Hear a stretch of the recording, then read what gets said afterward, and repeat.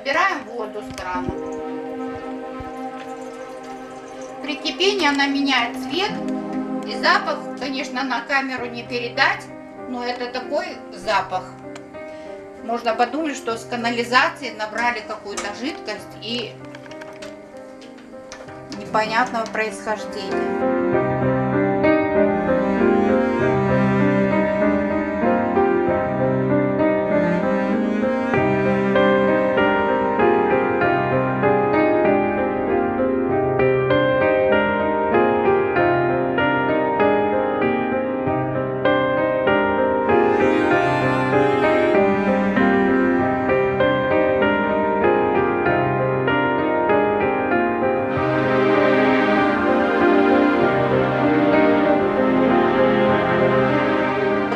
Еще закрыть ее и показать. Вот внук собирался на тренировку идти, покупался, и вот такой налет остается.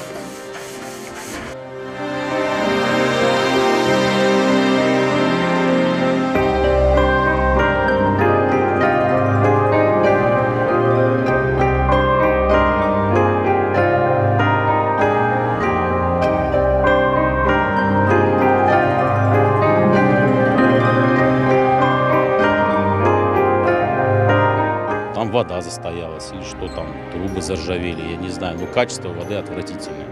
Просто невозможно пить. Я вот верующий человек, недавно брал омовение малое, обдест. И вот даже когда я брал его, я почувствовал, что запах ржавой воды.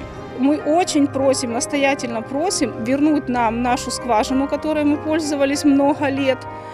А уже если где-то нужна там какая-то вода, пусть там уже другие скважины делают. Почему должны жители Ивановки, которые имеют свою прекрасную скважину, свою прекрасную воду, пользоваться вот той водой, которая есть на данный момент?